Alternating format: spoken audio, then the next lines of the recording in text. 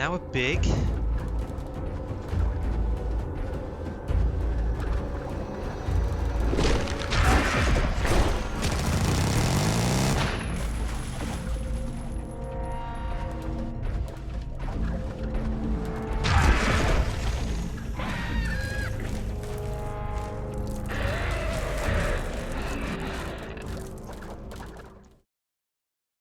So Carrion is a game where you play as a biological experiment gone wrong and now have to escape from this underground science facility, killing and consuming everyone in sight, unless you can't.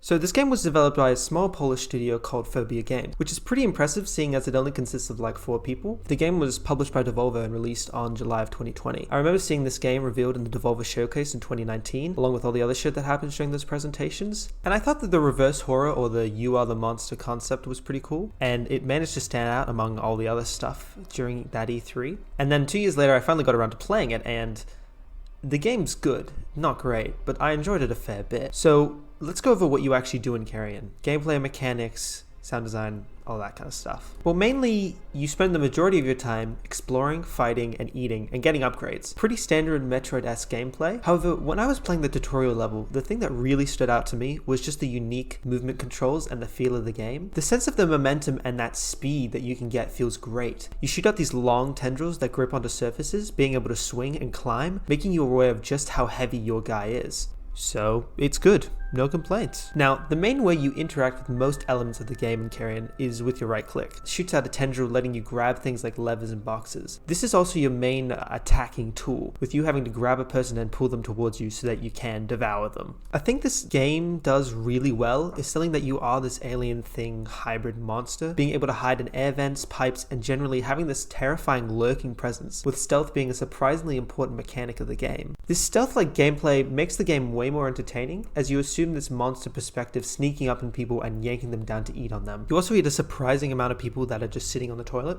which isn't a bad hiding place, but just a bit odd. That's all. I just thought I would put that in there. The combat of Carrion is quite quick, tense, and can be really, really difficult. Your guy is surprisingly vulnerable if you're not careful, and they can just die in a few hits. Or they can die in one hit if you're one of those flamethrower guys who burn you alive. It's great. Most enemies in this game tend to be quite helpless, either being unarmed or only being able to shoot a tiny pistol that doesn't do like any damage, making them a really easy target for free food. However, there are other guys who are like Marines or trained soldiers and can dispatch your guy with ease. They also have the shield out in front of them, which they project up like a hologram, so you can't just recklessly charge at them and you actually have to think about how you will engage them. And these soldiers come in 2 varieties: your machine gun Marine, who can easily gun you down, and the flamethrower Marine. And this flamethrower Marine is tough, let me tell you, because he can touch your guy once and then burn him to a crisp, and unless you find yourself some water to go into and extinguish the flame, you are dead. The grab mechanic also opens up some interesting combat encounters. One example being able to throw things at enemies to knock them over, allowing for an easy kill. This usually helps with keeping combat fresh and interesting, allowing for different approaches to combat. Now, most of the combat areas, I guess you could call them, are based around a more careful style of fighting. Carrion will usually give you 2 options on how to approach a level, and usually these 2 choices just boil down to, are you going to try and be sneaky, or are you going to not try to be sneaky? See, I could just charge in through the store, kill this Marine, and eat the guy with a gun, taking some damage on the way, or I could sneak through the vent, grab the soldier unawares, and eat the other guy no problem. This approach takes more careful planning, but ultimately the game rewards you more for this playstyle, and this can be applied for most of the combat areas in the game, especially in the earlier ones. With the later stages being much more of a power fantasy, with you growing larger and having like a lot more abilities and options to handle combat situations. Now, another interesting thing about the Marines is no matter how hard you try, you actually can't eat them. Which is important, as when you eat you gain health, and with more health you transform into the various forms you unlock in the game, which brings me into the upgrades of Carrion. Throughout the course of the game, this Carnage symbiote type thing gains new forms with different abilities. You start out as your smallest form with the ability to shoot a web to trap potential food, and flip and flick levers, as well as going invisible to hide from people and sensors. Your middle form, but still large form, lets you charge at people with these sighs that grow out of your body, also letting you smash through wooden barricades. You're also able to grow spikes all over your body for some reason, which I didn't really find all that useful, but it's interesting.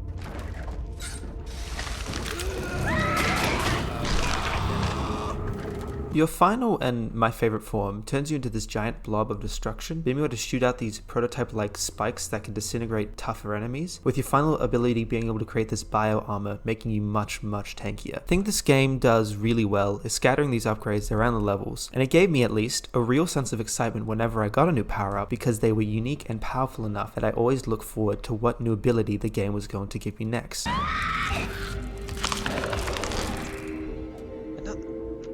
Another power-up? While the variety of upgrades the game drip feeds you is pretty varied and satisfying, there is one that blows everything else out of the water. The possession power-up. This upgrade is absolutely insane. It has very little drawbacks, whilst the uses of this power in many situations is more viable and more powerful than going in there yourself. And also, you can do this in any form that you're in. Look at this situation. I could come in, be sneaky, maybe go in there myself like the game encouraged you to do, or I could do this.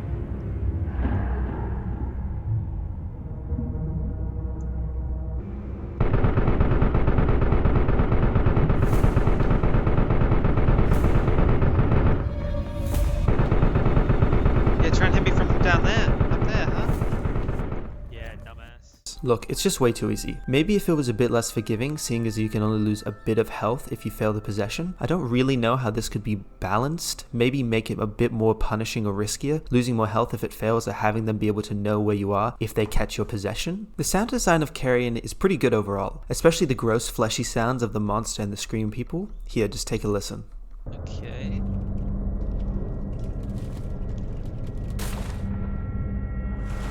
Maybe. Okay.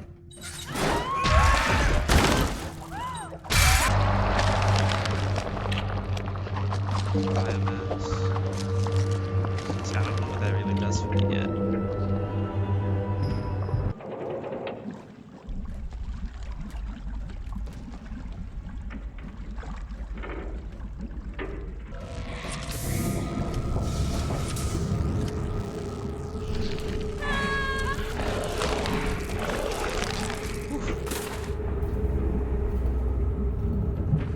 The music is also alright, well varied, with it being mostly droning ominous music, but it becomes most noticeable during the heavy combat and boss sections of the game, where it gets way more intense.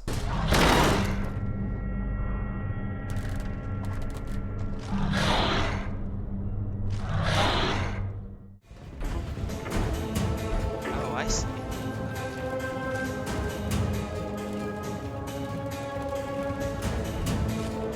It's not bad at all, just nothing to write home about. Now I think most people will agree with me when I talk about probably the best feature of this game being the art design. The creature itself looks great, with its meaty flesh appearance and is exactly what you would expect a carnage symbiote without a host to look like. I mean, just take a look at it. The way it interacts with the environment is also a highlight. Seeing it grip onto walls, eat people, or watching as its tentacles turn into scythe is always a treat. The look of the levels aren't that varied. They all have this underground research / bunker look that gets old fast, and the levels themselves don't add a great deal to the formula to make it that much more interesting. This brings me to my next point, which is about the overall level design, which is the sector or levels themselves aren't that great and aren't that interesting to explore, and this with the tough combat can make it feel like a chore to complete these levels. Especially when they don't add that much to the game's formula. I mean, I thought the nuclear reactor core puzzles were neat for the first few times I did it. The puzzles themselves are pretty average, with a lot of them making it so that you have to change your biomass or your form to flick a switch and then backtrack to get your biomass back to go through the now open door. A lot of the levels involve this sort of backtracking, with certain forms being able to unlock certain path within levels that other forms can't, etc, etc. I never found these areas very interesting in the first place, so backtracking across them to do certain puzzles or challenges wasn't particularly engaging for me, which may just be because I'm not really into these type of Metroidvania-esque games. The story of this game is scattered throughout the levels, with your guy having to go into this chamber to remember past experiences. I'm not really sure, it's never really made clear what exactly this computer thing is. The story sections themselves are really just light puzzle sections where you play as a human who becomes infected by the symbiote thing and then tries to leave the facility disguised as a human, but then it's discovered and killed by the facility studying it. This also ties in with the end of the game, which I actually enjoyed, because you get to go back to where you first broke containment and kill the researchers who you couldn't get to before. which is a very surprisingly cathartic experience. Carrion then ends with you finding the last upgrade being the ability to perfectly copy human DNA, and then walking out of the facility into a city being disguised perfectly as a human. Now, this story is fine and perfectly serviceable for what the game is and what it was trying to achieve. I enjoyed the implications of the ending, with the symbiote now being able to feast on the world. So that was Carrion. I'm not gonna lie, it was pretty much exactly what I expected it to be, and it met my expectations perfectly. I found I mostly had fun when I played Carrion, with it only becoming dull during the backtracking puzzles and particularly frustrating combat sections. I honestly do think Carrion is worth a shot if you're into this type of game. The reverse horror elements and artwork are incredible and are definitely some of the best I've seen in the genre. That being said, would I have bought this game if it was the full Steam price of $29 Australian? Probably not, but buying it on a Steam sale or playing it on Game Pass like I did, are definitely worth it. And look, it's always good to support these smaller developers like Phobia.